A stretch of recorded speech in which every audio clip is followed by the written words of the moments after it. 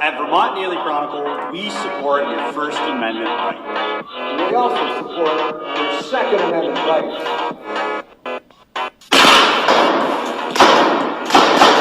Chocolate vanilla twist with rainbow sprinkles. Come on down.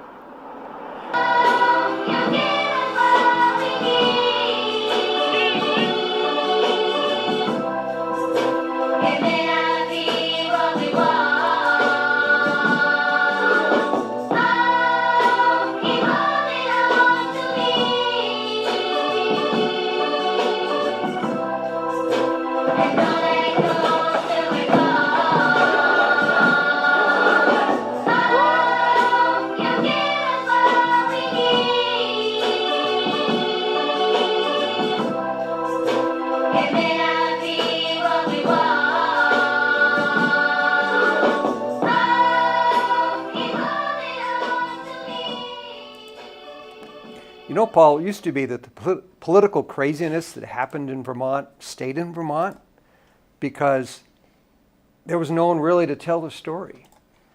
And you've done a terrific job this week of telling the story of something outrageous that happened last week.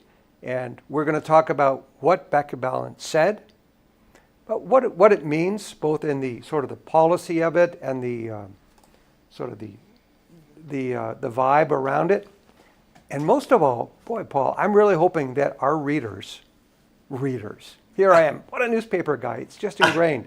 Our viewers, our listeners will get on their chats and their comments and everything and let us know what they think about what Becca Balint said.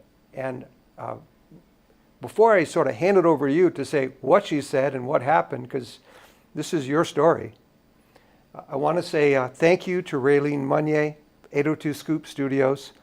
Scoop, what a great name for a news studio. We love right? scoops, don't we? Yes, we do. And June 21st. 25th.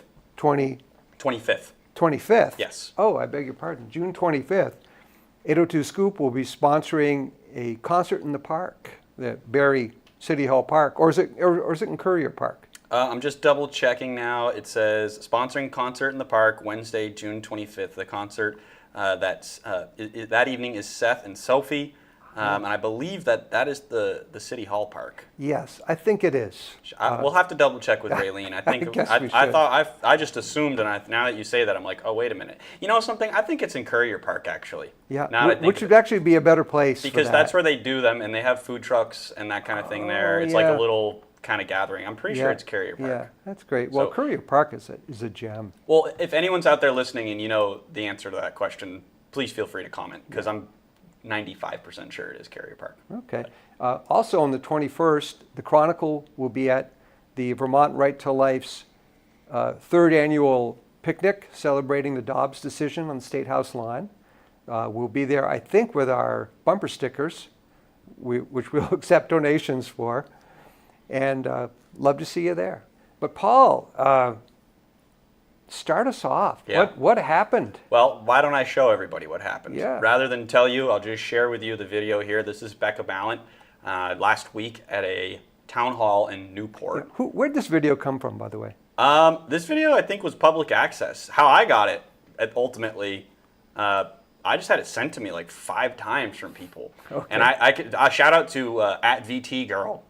She's on Twitter. She's become a really good friend, honestly. I've never met her in person, and actually Maureen Heck sent it to me as well. So shout out to her. I mean, let me just say something quickly. The beauty of what we do, Guy, is it really is open source. Mm-hmm. Everybody's piecing things together. Everybody's working together to make this happen. And I do feel, proud of this, hey, I'm really happy that we were able to elevate this situation and bring more eyes to it. Can I say it would have happened without us in the Chronicle? Maybe it still would have, because it was a pretty controversial comment. I think we just had a really big part to play in it, I just think you did. Well, Guy, I mean, you as well, and I just think having everybody out there piecing this all together, making it happen. I couldn't do it without everybody. I can't be at everything. I wish I could. There's so many things that people ask me to go to or be at, and I want to be, but ultimately I hope what you guys are realizing is like I'm just one person, but one person has a lot of power. I mean, at the end of the day, right. And so do you, right? So do you. So if you're somebody out there and you like what we do, I want you to know that you can do it too. It's not that hard. It's not that crazy. If you see something totally controversial or wild, I'm getting really good at doing this myself because we got a lot of practice at it. But it's literally just the change in your thought patterns. Like, that's a story. This is a situation. This is a thing. So the better you get at that, the more things like this will happen. And Become your own media, as our friend Rob Roper says. Without any further ado, roll it. Here's the clip. Oh. We have to come to a place in Congress where it is no longer a political issue, but we see it as an existential issue for the country.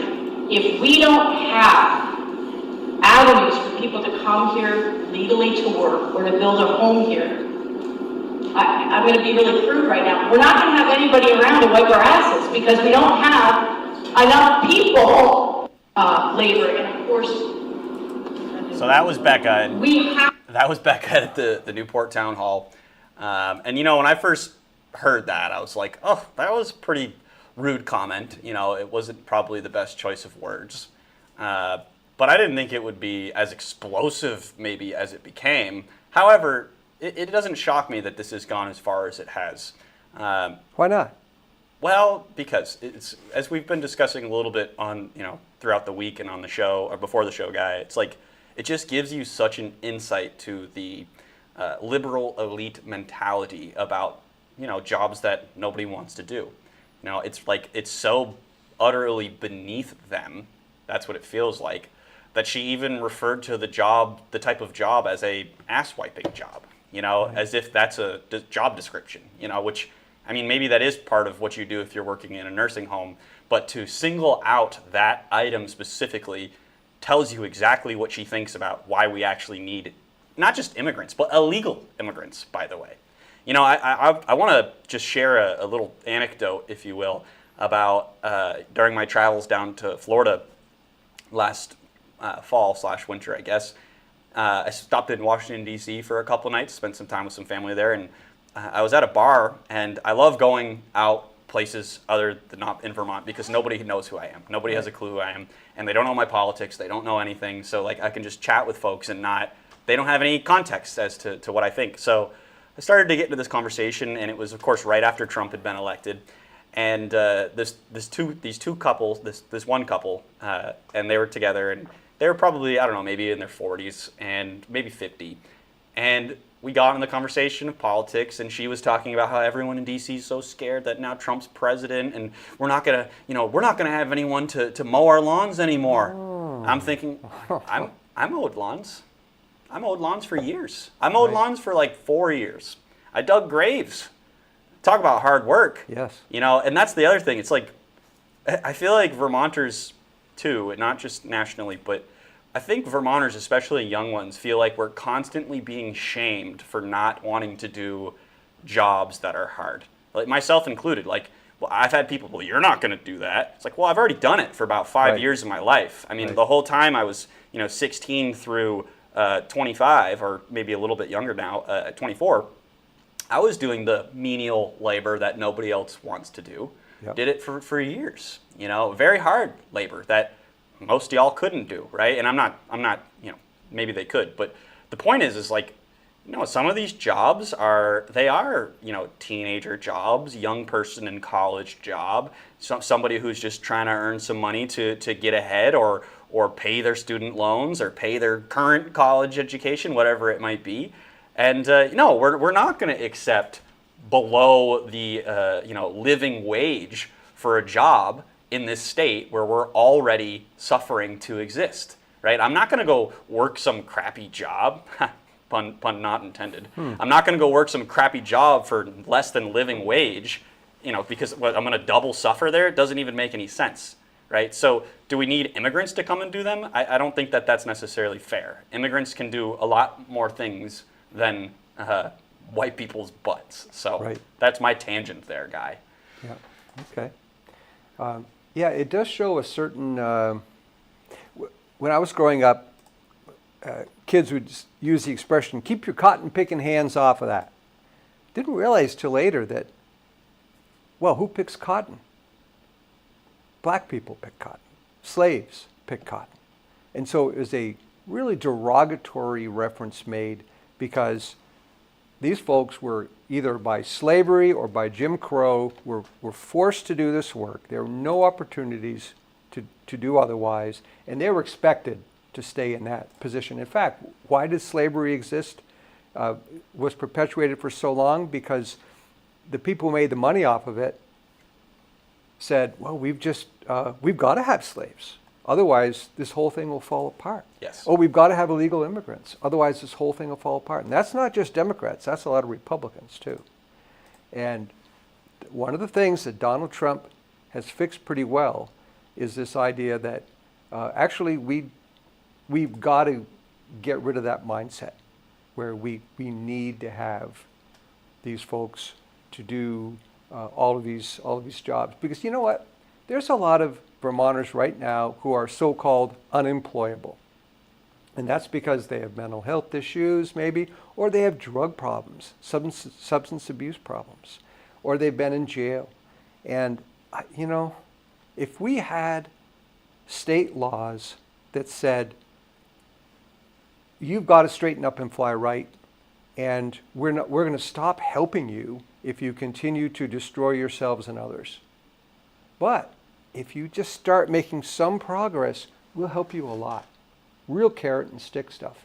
And right now, it's, gee, let's just open some safe needle sites. Yep. That's the approach that's been taken, which is, you know, it's not helping them, and boy, it's not helping our labor force. It's not helping anything. You know, Guy, I think people, as they listen to this show today, I think they'll understand why this is the main focus of the conversation, because of there's so many different ways that this issue, her comment, her mentality crosses into all of the other issues in the state. And I think that's why this story blew up the way that it did, because it obviously isn't just relevant to Vermonters, but it is especially relevant to Vermonters. You know, I can think of 10 people off the top of my head who have been unable to find work at a living wage, and they deal with all these different state localized issues that has kind of pushed them out. You know, literally pushed them out of the state. I can think of an example of somebody maybe even tuned in right now who, he's a hardworking tradesman. He's a carpenter. He spent most of his life doing that work, but after the floods and FEMA and some different issues with housing, his family was more or less pushed out of the state. You know, and he had to take his kids out of school here and put them in school elsewhere. And so like that's just kind of one example. And the way that this issue of immigrants kind of crosses into the whole housing issue. You know, I think Governor Scott's comments on the issue, and I can pull them up and read them to you folks because I think it's really worth mentioning. And I was curious to see how he was going to respond to the question. So I asked Governor Scott basically what did he think of Becca Balint's comments from the context of, hey, you know, maybe Vermont does have some nursing home shortages. You know, we're not just talking about, you know, wiping her butt. We're talking about, you know, some old folks in nursing homes, and I think that's the point she was trying to make. Yeah, you know, it was, and that's a real concern. It is, you know, but I think that Governor Scott, his response was really kind of eye-opening. He said, and I'll just show this to everybody here if you want. You can read along with me or just listen, which I hope many of you are doing as well. He said, I actually think nursing homes are doing a pretty good job at this point. We have increased their numbers. We've seen an increase in bed space availability over the last year or two. So I want to make sure we recognize the hard work they're doing, the ground they've made up, said Governor Scott. Again, we're facing a workforce crisis in every single sector, whether it's healthcare, education, or in transportation, or in the trades. It's everywhere. So the only way, as I said earlier in my remarks, is we need to turn our demographics around. And I think one way to do that is to provide housing as well as make it more affordable in Vermont to live here. He also added that he thought Becca's remarks were a poor choice of words, which What do you want to say on that, Guy? Before we go to some comments, because I'm sure we've got some good ones, I do want to give Balint some credit here. She was raising, despite what the governor said, she was raising a really good point in that we have worker shortages in, think about the parallels between farm workers, where we have shortages, where illegal immigrants are doing the work right now, and nursing homes. They're both low pay, long hours. They both involve taking care of feces, to be blunt about it. Yeah. There's a lot of shoveling manure and cleaning dirty diapers and that kind of thing. That's an inescapable part of the job. So long hours, hard work, difficult work. So I can see that there really are parallels there. However, especially in the nursing home industry, my daughter has friends who started out as doing the lowest work at nursing homes, and there are trainings to help them become LNAs, licensed nurse assistants, and then move up further. So she has, her best friend in high school is someone who now has a great job at a Lamoille County nursing home and is moving up the ladder. So it isn't like there aren't really some good jobs there if you can kind of, if the work is acceptable to you. So, and yet, what was the message that she gave? You don't want to do those jobs. And boy, you Vermonters, you really don't want to do those jobs. That's the underlying message that maybe she didn't mean to say, but wow, that's like a really negative message to be given for work. I mean, can you imagine people in the 30s saying, "Oh, I'm not going to do that job"? No, it was a job. Yeah, thank God. And any job, I tell my kids this, and they've all had in their 20s, their sort of struggles with finding the right work. I'll say, look, any job is better than no job. Yeah. And not too long ago, I was up on I was pounding nails into roofs, doing roofing, not 10 years ago or so, 10, 15 years ago. So any work is better than no work. And in this mentality that, no, we need to have the professional job, well, maybe that'll be the stepping stone. So, but you're right about the housing, because if you get into a dead end where there's simply no possibility that you're ever going to be able to buy, much less even rent a decent place, that changes the whole equation. Yeah, well, and I think Governor Scott's his opening remarks were about Act 250 and Act 250 reform. I don't think it was any coincidence, and I was thinking about it more, Guy. I think there's a reason why he decided to highlight that issue on that day, because ultimately our demographics crisis is truly a crisis in Vermont. We have shrinking population. We have, and the people that are coming here and moving here, by the way, they're not people with families or kids. It's, for the most part, older second homeowners, retirees. We have an aging population. We have an aging workforce. And the solution to that should not and cannot be something that is illegal, right? There's consequences for that long term. There's a reason why we have laws. There's a reason why we have borders. And, the solution can't be, hey, let's just break all the rules, right? Rules for thee, not for me. Exactly. Also, by the way, we're gonna do this our way, right? But, you're not allowed to, you can't break the rules in any way, shape, or form. We're gonna make sure if you're building a house or you're doing something, we'll shut you down no matter what it is. But yes, we do have some comments. This is from Committeeman Josh Beckover. He writes, "But White Becca needs to calm her racism." And I just want to say shout out to Josh. I think he had a bit of a role to play in getting this story off the ground. Ultimately, he and I definitely tried to exercise both some of our contacts in the media, at the White House, and I think he definitely helped out with that. Specifically getting the video onto the RNC research page, which is where a lot of lot of the influencers within the Republican conservative crowd draw a lot of their information from. Huh. So I think that definitely had a part to play. So Josh, shout out to you, man. Everybody out there, if you don't already follow Josh, go follow him. He's a good follow, and he's an emerging leader here in VTGOP. We also have a comment from R.I. Or it's an L. I don't know. It's an R. It's a capital I, maybe. I don't know. Does she not know about the legal programs in which we import workers from overseas to work in healthcare for certain amounts of time and they aren't exploited? I think she does know about that. I think that's what she was talking about specifically. She wasn't talking about illegal immigrants, Guy, right? I think she specifically was saying there needs to be a legal pathway, but she also wasn't saying no to the legal immigrants. Yep. That's been part of the whole problem with the Democratic and a lot of Republicans' approach. Well, we'd like to have it be legal, but there's really no drive to stop the illegals. And when push comes to shove, for heaven's sakes, don't build that wall. Yeah. So really, how deep is that commitment to stopping illegal immigration? I'd say not very deep. Yeah, no, I definitely would agree with that point, Guy. And I do have another comment here from, let's see, Eddie Fisher. He says, Democrats will always be needed a ass wiper. Face it, it's true. Okay. Well, I do find it really funny. I've had so many funny memes and just comments made, things sent to me.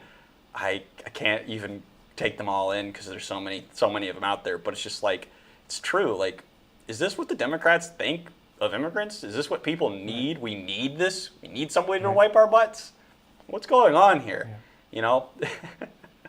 I had one comment made to me. One comment told me, somebody, I won't say who did it, but they shared with me a comment they made to Becca Balint's team, asking her team if her staff members make her wipe their butt, which I think is it's just so funny. I mean, there's so many different comedic routes you could go with the comment, but let's not take away from the issue entirely. Yeah, a couple of generations ago, there weren't really all that many nursing homes, and people, in Vermont anyway, they died at home. Yeah. And their children took care of them. That's a really good point. Honestly, guys, that's a really good point to be made. Maybe we should stop abandoning our elderly and making them, go to a nursing home instead of keeping them within the family and taking care of them. I think that's a consequence of just society now and how hard people have to work, again, to make a living, to just exist here. But again, I think when we're thinking in terms of thinking and accurate thinking, I think that we're in a very negative spiral here for so many reasons. And not just in Vermont, though. This is a nationwide issue with our elderly. But why is it that we're so quick to just put people up in homes and not... Because we don't want to take care of them is the main reason, well, I think. I hope that someday they don't want us taking care of them either. I mean, having dealt with not so much of my own parents, but with Colette's, very difficult on both ends, on both generational ends, to do that really, really hard work of caring for someone who can't take care of themselves. I see. Your parents don't necessarily want to be parented by their children. I can understand that. I do get that. It's a good point. But, I will say, though, Guy, it's almost like this is like an entire industry, right? Where you see entire estates get completely decimated, whether it's in healthcare, right? Just paying for healthcare over the end of their lifetime, just keeping them alive or whatever the case might be, or nursing home again, where people are spending potentially hundreds of thousands of dollars a year to keep somebody. It's about $15,000 in Vermont right now, $15,000 a month. $15,000 a month. Yeah. So there's your rent. I mean, that's quite a monthly rent, Guy. I can't imagine. It's more than a mortgage, right? Right. Way more than a mortgage. Yeah. This is a comment from Anything Goes. But the food's so good. Yeah, right? Is it? Yeah, no, it's... I heard it's pretty rough. And not to mention, by the way, if you're being taken care of somebody who doesn't speak the same language as you, couldn't you imagine that being quite frustrating for an older man or woman? Yeah. That's the point that I think we should also make. Why should immigrants be taking care of our elderly? Right. So, anyway, Anything Goes writes, Paul, you did an excellent job on Twitter exposing Becca to all the right people. This would not be a nationwide story without your effort. Hey, I really appreciate that. Appreciate that a lot. I really do. Thank you. Thank you. I think I do. I will take some credit, but I do think there's a lot of people that helped. So we also have a comment here from Gator Tater. I think that's what it is. I don't know. Balint moved to Vermont to teach rock climbing. I didn't know that. That's right. Did you know that? At a summer camp somewhere, yeah. Okay. Interesting. And with that, Guy, I think right now is a good opportunity to go to an ad. Today's episode is brought to you by Procter Gas. The propane people. Are you a homeowner wishing to convert your home to propane gas so you can enjoy energy efficiency and off-grid living? Alternatively, you may be a contractor seeking propane tank and line installation and related services for your clients. Either way, Procter Gas is here to help. They provide comprehensive services and a variety of products from leading brands in Rutland and beyond. You know, Guy, I'd really love to hear I'd really love to hear the propane people's take on the butt wiping comment from Becca Balint. Maybe Judy, if you're out there tuned in, let us know what your thoughts were if you saw this. We always appreciate input from our viewers, especially from our supporters. They have a workforce problem, and they really pay fairly well, but it is hard to get people to want to get up at 3 or 4 in the morning or whenever it is, and go out and fill up tanks when it's 10 below. That's right. We have a comment from Leon Todorov. That's a play on name, I believe. Actually, no, I think that's the name. That's a real name? Yeah. Oh, okay. I'm sorry, Leon. Let's not forget the majority of Republicans agree with Balint in sentiment. Most Republicans think we need foreign workers. Majority of Republicans just clutch pearls, acting like they don't want immigration. If it wasn't for Planned Parenthood, people would have children to care for them. If it wasn't for feminism, we'd have viable families. You know, there's so many different points there that you made, and the Planned Parenthood point that's something that Guy and I were talking about before. Guy, do you think you could maybe touch in on that? There's no doubt when we talk about elitists, the old-fashioned Vermont elitists, as in probably like my grandparents and your great-grandparents' age in the 30s, we were all about euthanasia. And this was, the people running UVM, the academia, the wealthy people, the Yankees, the good Yankees, did not want a lot of Irish around, did not want a lot of French around, unless, of course, they were doing the scut work, and certainly didn't want people from Lebanon around, unless they brought a lot of money with them, like maybe the Handys did. And anyway, it was a real elitism that said, if they're black, if they're Irish American, if they have some mental problems, sterilize them. Sterilize them. No, we don't want them to have kids. They're a drag on society. And one of the biggest voices for this was Margaret Sanger, who had a lot of back and forth connections and support from a UVM scientist who was all about euthanasia. Was it Howe? No. Okay. He was maybe sort of tangentially connected, but I think the name was Perkins. Guy's name. Perkins, I think you're right. Yep. Right. And which there's still a building named after him up there. Yeah, oddly enough. And so that was finally discredited over the course of a couple decades. But I remember looking at a suburban list, the Essex Junction Community newspaper from the early 50s. And one of the trivia questions was, how many people were sterilized in Vermont last year? Wow. So it was still like a thing, Well, Guy, a lot of that ideology was funded by the Rockefellers in the United States. That was a huge piece of the puzzle. They actually are the real purveyors, creators, if you will, of the modern medicine system, which, believe it or not, the Rockefellers were involved in oil industry, right. And a lot of modern medicine is petroleum-based, right? So you see, there's a lot of tangents I could go on here, and I'll try to keep it tight and on subject, but the Kaiser Wilhelm Institute in Germany was actually funded and built by the Rockefellers. They funded that project. That whole kind of like Nazi ideology of purifying humanity and genetic purification actually was really an The American. Nazis got it from American scientists. They did. That is a fact. They got it from American scientists, and I think including some with Vermont connections. Well, and I think if you continue to go down this route in the conversation, to Becca Balint's comment the other day, it's like you could draw it all the way back. I mean, Vermont still seems to have this mentality about whether they admit it or not. They say that they're not racist or classist or what. It's more of a class thing, by the way, than it is a race thing. Oh, absolutely. It's a class thing. It has nothing to do with the race ultimately, because Becca Balint, I believe, is Jewish, right? So to say calling her Nazi, that's not what I'm saying. Let me be very clear. But the point is that sterilization of people, vaccines.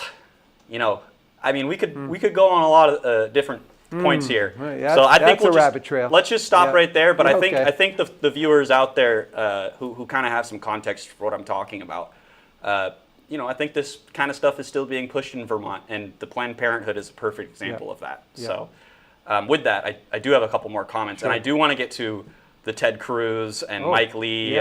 How this all happened. I want to keep going on that.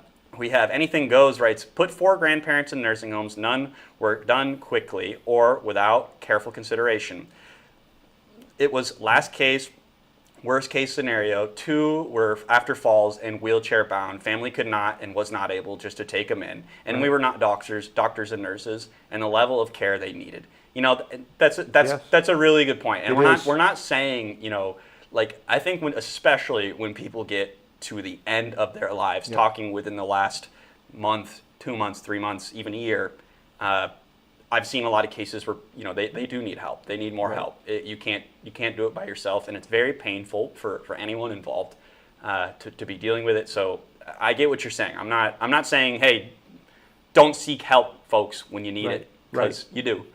But that's a good point to be made. I appreciate your comment very much. Anything Goes.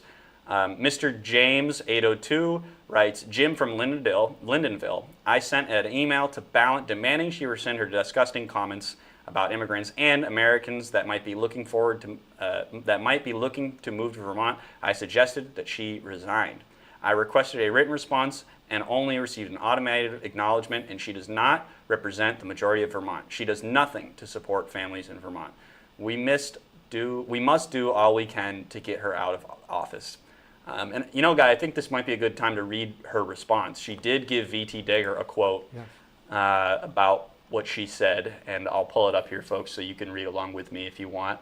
And this is a quote. She didn't give it to VT Digger. Well, she did give quotes to VT Digger yesterday night, and she did actually come out and apologize for what she said. Sort of. She did say, I regret. I'm sorry for anyone who was hurt. That is not really an apology. Good point. A rather weak apology. So here's. I'm sorry you took it that way. Yes, exactly. Yeah, she said, I'm sorry you took it that way. Good point, Tim. If you didn't hear Tim, he's basically saying she was just kind of brushing it off. But this is a comment that she gave to Fox Digital News on Tuesday. She said, in the last 4 months, the Trump administration has repeatedly wrongfully detained, deported, and disappeared people in a moral violation of fundamental human rights. He has made immigrants, regardless of status, feel unsafe and targeted all around the country. As Vermonters, we're so proud that we are seen as a safe place to land. I'm unwavering in my position that immigrants and refugees are welcome in Vermont, and that every worker in every job deserves dignity and fair wages, from doctors and scientists to carpenters and farm workers. I've relentlessly condemned the Trump administration's cruel practices targeting and separating immigrant families, and I will continue to stand up for the rights of every person in this country. So, what do you think, Guy? I think that people who have are not breaking the laws regarding their immigration status, whatever their immigration status is, don't have much to worry about. But if they do, when they came into the country, they said, yes, we would like a green card. Yes, we'd like a student visa. Yes, we're seeking asylum after having snuck across the border. And we agree to the conditions on which we can stay here. Violate those conditions, pretty good chance that the government may say, hasta la vista. Yeah. I have her comment here pulled up that she gave to VT Digger last night, and it's definitely reading. She said, in an interview with VT Digger Thursday, Balint expressed regret for her language, calling it sloppy and insensitive. I want to apologize to anyone who was hurt by my comments, and I want Vermonters to understand that my position hasn't changed. It has been and always will be about protecting immigrants and fighting for dignity and fair wages for every single person in this country. Dignity? Calling her remarks a mistake, Balint said she had intended to convey the central position immigrants have in the economy in Vermont and the United States more broadly. The thing is, I'm so frustrated with the way that I had this insensitive, unforced era that takes away attention from people who are continuing to sow hatred and division, and who are fear-mongering against immigrants, migrants, asylees, and refugees, said Balint Thursday. So, there you go. Make of it what you will, folks. Personally, dignity, good point, guy. Yeah. Like, what do you... I think what she's saying is, I could have used better words. Well, how did Ted Cruz or Mike Lee put it? I bet that sounded better in her head. Yeah. So let me pull that up for everyone. This is Mike Lee. Well, actually, I'll pull up first Ted Cruz. These are both U.S. senators. These are both United States senators. Got to tell y'all, it's quite surreal to see a video with my captions being commented on by Ted Cruz. He wrote, "What a strange, dehumanizing thing to say." And if I click through this now, you can see this video just on Libs of TikTok alone has 588,000 views. Wow. It's quite a number there. If you had to guess, Paul, how many views across sort of all the social media has your video produced? I think at this point, guy, it's got to be up to 3 million. Wow. Because I'm having a hard time keeping track of all the different influencers who have shared it. So like if you go look at the Chronicles post, you'll see, just on ours alone, it has about 80,000 views now. But when when they quote your video and take your video, it then kind of reverbs it and puts it into their own media and gives them different numbers. So like when I go look at some of the bigger names accounts, which actually I think I have one of them pulled up here, one of the biggest ones that shared it was Colin Rugg. He's got like 500,000 followers, and Ted Cruz is no little account, and neither for that matter is Mike Lee. Who actually, he commented on it twice. He responded to... from Utah, Mike Lee. The senator from Utah. Yeah. Honestly, one of my favorite follows on Twitter, because he just has such a personality, and he's funny, and he's right there with it. He gets it. I think he's a lot of fun to follow. But here's his comment. He wrote, there it is. So, ... sound better in her head? Yikes. And then he also wrote, as a quote tweet, leftists dehumanizing and otherizing immigrants. And, right there alone, another 16,000 views I haven't accounted for. And that's what I mean. I think it's got to be up to 3 million at this point. Yep. And not to mention, it was on Fox, right? It made primetime Fox News, 5 o'clock, whatever that was. I think it was on Tuesday or, it was Wednesday. Right. Wednesday night, and then Jesse Waters had it on. Apparently, Ted Cruz last night was on Hannity, and he was talking about it. I haven't seen that yet, but that's what one of our friends in the legislature told me. I won't name his name, but he said, Paul, you got to tune in. Check it out. It's on Fox again. Like it's so funny because yesterday, of course, the big news being Elon Musk and Donald Trump, their little breakup. Kind of took a little steam out of this, but I don't think Becca's ever going to live this one down. Right. But I think at this point, she's going to be answering for that for the rest of her political career at this point. Yeah. What do you think, guy? What's up, Tim? Has Bernie commented on this at all yet?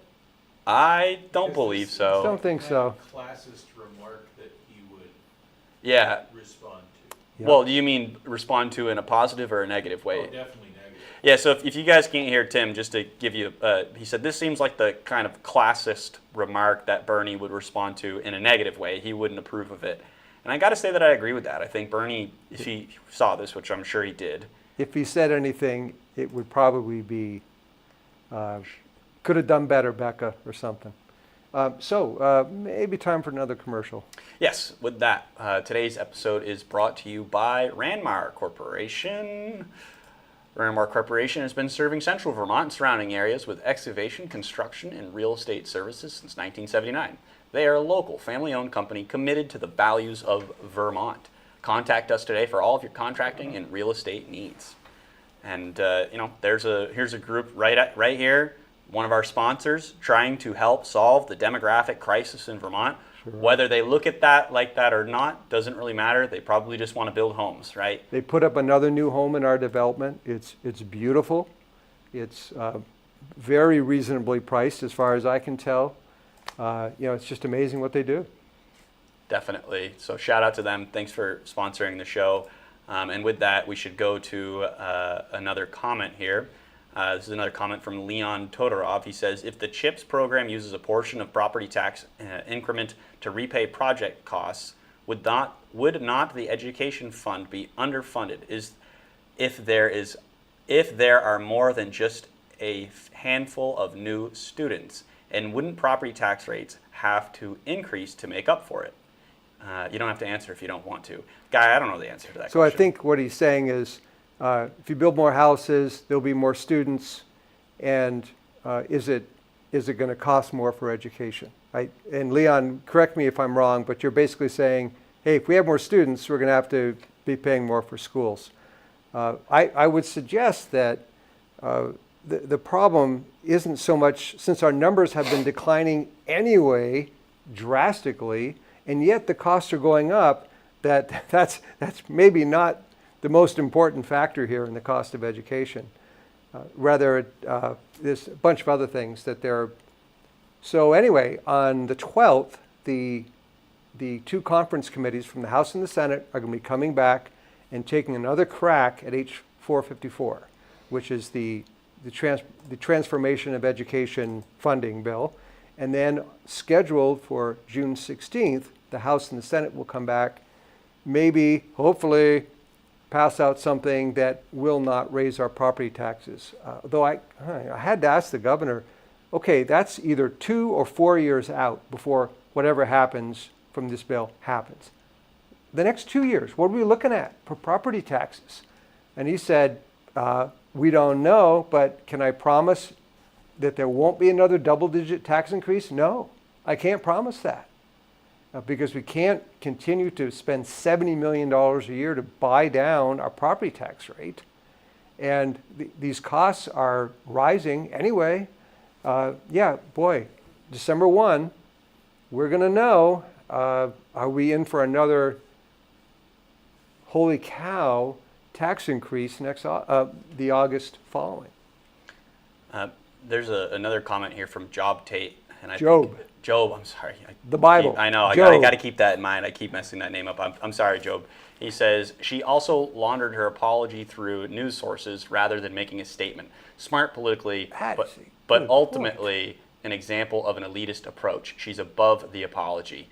Yeah, she didn't come out on her page. She didn't send a press release out. She didn't do anything. Yeah. She just put it through VT Digger, who is, for better or worse, a leftist media source, right? Part of VT Digger's self-appointed job is when some kerfuffle happens that doesn't look good for the people on the left in Vermont, they studiously do not cover it, and then when it's just too big and it has to be responded to, they will shape the arguments that the apologist arguments. And if that sounds harsh, well, sorry, I've seen it happen before. It happened with the Randolph boys in the girls' locker room thing,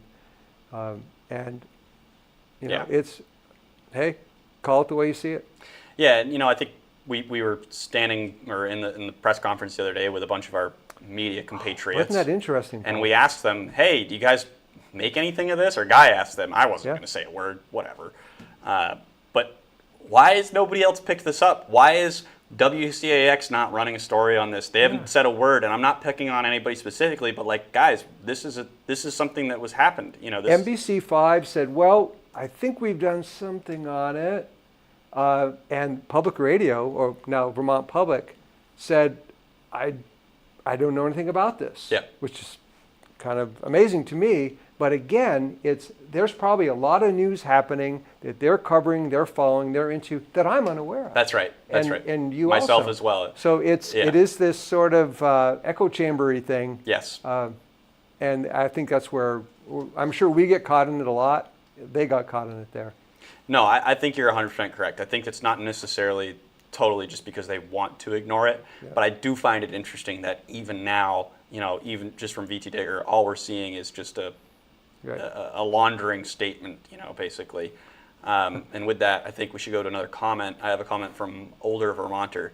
Curious, will she accept white refugee farmers from South Africa? We need farm families. That's a really good point.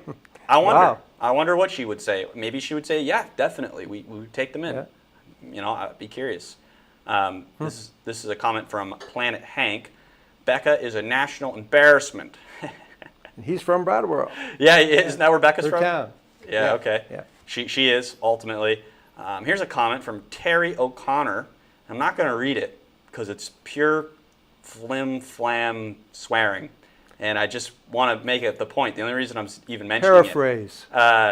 Bleep you Republicans. All of you bleep us. Go suck Trump's bleep. You bleeps and bleeps. Oh, I think we got the idea. Yeah. Okay. But the point is, the reason I'm saying this is... Very well spoken. Yeah, very well spoken. Wow, man. You just swear at us a bunch and say these nasty things. Pretty classy. Very classy. Very, it's just... Cruel. Yeah, we're mean and cruel. Right, yeah. Get out of here. This Terry, is- get out of here, man. This is why on our comments thing on the Chronicle, we have no profanity and you have to use your real name. And because life's too short to have to deal with comments like that. It's the only reason I bring it up is because here we are talking about Balint and her butt wiping comment. She didn't say butt, Right. How many times, and Paul Dame, by the way, we should point out, he put out a statement basically telling her to apologize for it, and he made the point, like, how many times a month are Vermonters going to be subjected to profanity by their elected officials? They're statewide. But wait. Okay. I'm sorry. The pearl clutching that one of our commenters referred to, sorry, a little bit of that. We have a certain Republican president who most of us in this room maybe voted for, maybe has earned the the reputation for saying crude things to make a point. Yes. So it isn't like, no, I don't like that. We don't allow profanity in the Chronicle. Or at least we try to keep it as low key as possible. But it isn't just them. No, it's definitely not just them. I agree with what you're saying, Guy. I just feel like we're constantly being sworn at, and to another point, like the J.D. Vance protests. For whatever reason, leftists feel really empowered to just say the nastiest things all the time. I mean, that comment was so crude. If you could see the words, I'm like, you might not agree with what we're talking about here today, man, but you didn't just win anybody over. You just looked like a big jerk. So maybe you should think about that. Planet Hank writes, she doesn't think she has to apologize. She is full of her ego and has her nose in the sky, like this, right? That is a good point. We made a mistake in the Chronicle. I made a mistake where we did a story on an elderly woman killed by a drunk driver, and the guy was arrested, and I used the wrong picture.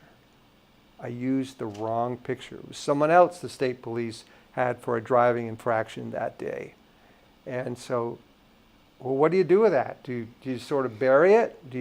No, actually, we completely rewrote the story and we ran it again today with big headline correction.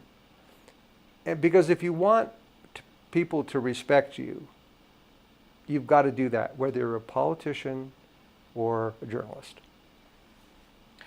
Here's a comment from Anything Goes. They write, if you follow Vermont stories on X, this would have been impossible to miss. It's sad to hear that from public radio. They must be in a strong bubble.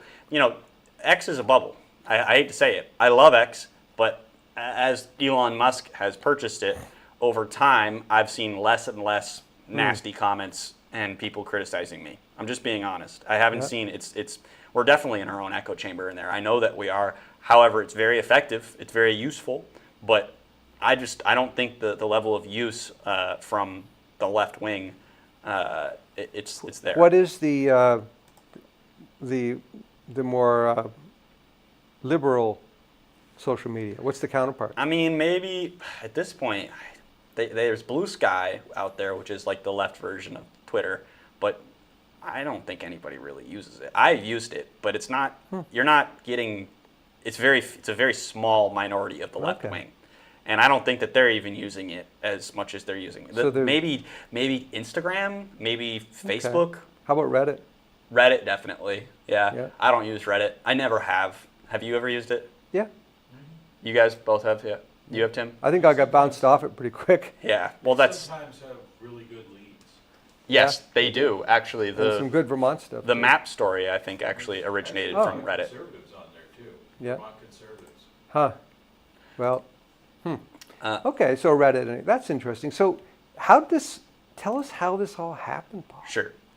So how this happened for me, again, was shared with me from 3-4 different sources. I watched it. I immediately knew, yep, I got to take that clip and post it because that's what we do here. You probably saw it. Did you have to make the reel out of it? I did. I clipped it. I recorded it from the YouTube page because there's other comments she made in there, by the way, that during out. But you took what you thought were the best parts. You made the reel that had the words printed on it and everything. Exactly. Which is not a hard thing to do, right? It's really easy to do, folks. Yeah. Really easy. If you have an iPhone. I did it by accident once. I went, hey, I just made a reel. Yeah. Well, a reel is a little different. I use an editing software to put captions on it and stuff. Which is separate from Facebook or whatever. All right. But point is, I mean, I use this app called CapCut. Let me let you in on my secrets, folks. How I do it. It's very simple. I use this thing called CapCut.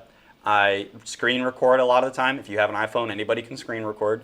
I edit it. I put it together. Click auto captions, check the captions, make sure they're right, and then simple as that. I post it to the Chronicles pages with maybe a bit of the quote or something that she has said, or somebody has said, whatever it is. So then I posted it, and then I started just like typing stuff over the top of it, which in a quote tweet, which was just like, hey, this is crazy. Did you see this? Essentially, I didn't say it just like that. Yeah. But then I think it was Tuesday night, I said, at this point, this story is getting seen enough. I'm going to predict right now that this is going to make national news.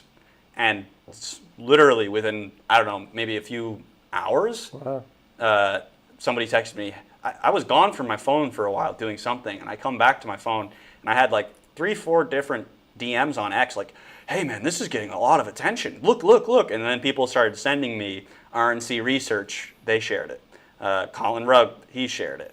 It's on Libs of TikTok now, which, by the way, Libs of TikTok, we've probably had 4 big stories because of their influence and their sharing of our content. It's pretty interesting. You know, they've been there for us a handful of times. I think that we're a pretty good source for the insanity because if we weren't putting it out there, nobody else in Vermont would be. So maybe some people are sort of kind of had the Chronicle. They're kind of looking at us. Well, I think, Guy, I mean, we're on the press list of the White House. Yeah. I think we are definitely a source. I mean, I sent the clip to a bunch of my contacts, by the way, at the White House. I sent it to, I'm not going to name any of the names because I don't think anybody needs to know, but I sent it to a bunch of them, and I also asked all of my friends that I have contacts with them as well to say, hey, what's this all about? So I think that was part of it. I was hoping, the White House maybe would share it, but they didn't. That's okay. Maybe somebody in it, but I think that's more of a political issue than necessarily a government issue. So, when you become president, you're in charge of governing, not so much. I mean, you still are. You want to help with elections and that kind of thing, but not right now. Trump definitely has bigger fish to fry, and I can only imagine that 2 days ago, he had a lot of other things that he was thinking about. I was just hoping how funny it would be if he came out and said something kind of, whatever. But it's okay. It's we got plenty of gasoline from that. Gained a lot of followers, which is great for the Chronicle. How many do we have? The Chronicle's X page now is up to 1,058 which, Wow. I mean, a year ago it was like 200, 300. Right. So I'm pretty proud of that And because on Facebook, we're like 8,000 or 9,000 or something? I think it's 8.7 thousand. Wow. And another story which we would have talked about more today, which gained us quite a few followers on the Chronicle. One of our the clip of that truck that crashed on I-89, Oh, blocking. yeah. Yeah, you didn't even remember it. Right. Blocking both lanes on the northbound lane on I-89. The clip of that truck, last time I saw it, it had like 200,000 views on it. Wow. And I'm like, what? This is the kind of thing. I was just driving home from a meeting up in Burlington, and sure enough, I saw it on the side of the road. That gained us quite a lot of viewership. So there's, I guess, what I'm kind of just raving about here is like the Chronicle and what we have access to with the internet. Like anybody could do this. Yeah. Anybody could do this, and I should shout out Planet Hank, who again, you say he's from Brattleboro, same town as Becca. A veteran podcaster. He's doing a show. I think he's doing once a week. You can tell me if I'm wrong, Planet Hank. We got to get him up here at some point and do some collaboration together. I'm gonna go down with him and spend some time on the streets of Brattleboro at some point, and just see for myself what he's up to. Because you see some of the work he's doing, the videos he's putting out. It's like it's good stuff, and it's like he's got his own little cops TV show going on down there. It's like, whoa, I didn't realize it was this He's one bad. of these guys who shows up on the scene and takes pictures of them leading the perps out or whatever. I think it's like a real, like he's really driven and he's motivated, and he's a vet. So like those guys are like, he's ready to go, man. He wants to get the business, and I really think what he's doing is cool. So point is, the more of us that are doing this, right? I think a lot of people in our space, maybe people get like, oh, this is my thing, or this is, they get a little territorial. Yeah. I don't feel that way. Not at all. I think back on Guy. I think back on that time, and I know at this point you'd been doing the Chronicle for a while, but I remember when I was running for state senate, and my car had broken down. Didn't have a car, folks. So I was biking door to door, and I stopped at a swimming hole one day, and Guy Page happened to be there with his wife, and I'm thinking, we kind of vaguely knew each other, but we weren't really working together at that point. And I was like, oh, wow, this is cool.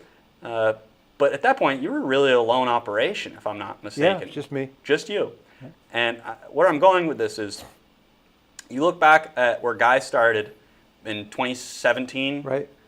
And, I mean, that was State House headlines, right? It was what it was. And then it kind of morphed into the Chronicle. Mm-hmm. He was a lone wolf to a certain extent. And then over time, more people started to gather and come together, and the more of us that can do this, I think back, Guy, to think that you were doing what you were doing by yourself, it's just so amazing, and I can't give you enough credit for that, because I love what we do, but there's times when it's very difficult, and I know that it is for you as well.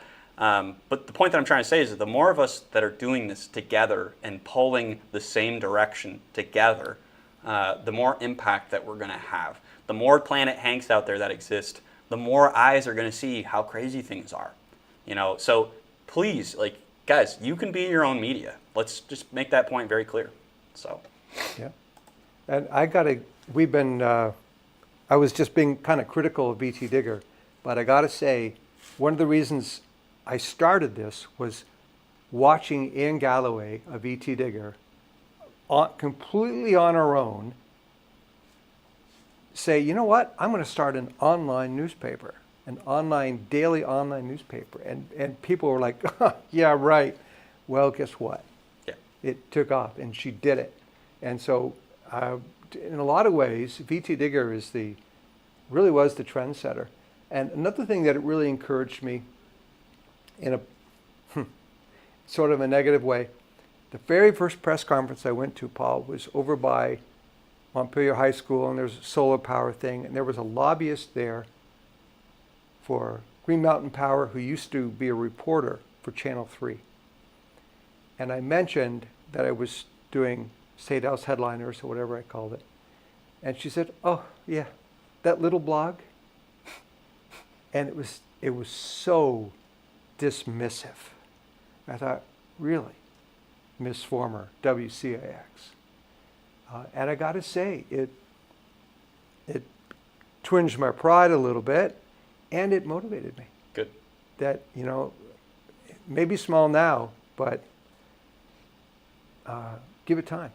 Yeah, and even today, I mean, we're not sitting here, like, we still have so much more work to do. We're just getting started, folks. Like, Yeah. let's be very clear. But I think back to even last session when we were in the State House and we were trying to take videos in front of the Senate chamber, and a certain secretary of the Senate came out and screamed at us and insulted us, was very rude, and we forgive him. I'm not trying to, make too much fun of him, but it's just like, over time, I've felt like we've been dismissed, we've been treated like whatever, who cares? But I guess what I'm trying to say is you keep pushing, you keep putting your stuff out there, you ignore all the haters and just stay focused on your mission and your goal. Yeah. Good things are going to happen. And the longer you stick with it, the more opportunities come. So that's probably maybe a close to closing point, but I do think we need to go to an ad before we get shut down here. So let me just do that. Today's episode is brought to you by Perros Gun Shop in Waterbury. Discovered Perros, Vermont's premier firearms destination. They explore an unparalleled selection of firearms complemented by their exclusive indoor firearms range, the one of the only kind in Vermont. And of course, there's Guy and I taking some shots and having some fun there at their firearms range. Elevate your skills with their comprehensive professional training classes tailored to every level of expertise. At Perros, they're dedicated to providing exceptional service and expertise for all of your firearms needs. So, with that, Guy, I think we've had a pretty good episode here. I want to thank everybody out there for tuning in and joining in on the conversation and making comments. And Planet Hank says, by the way, once a week, 8 p.m. Thursday. Okay, be sure to tune into Planet Hank. Send us the link, Hank. Yeah, we should get that up in the Chronicle. That'd be great. We should definitely do that. So that's FYIBT also, Dave Sulia, FYIBT, another great kind of a media startup. Yes. There's a lot of people doing a lot of good work.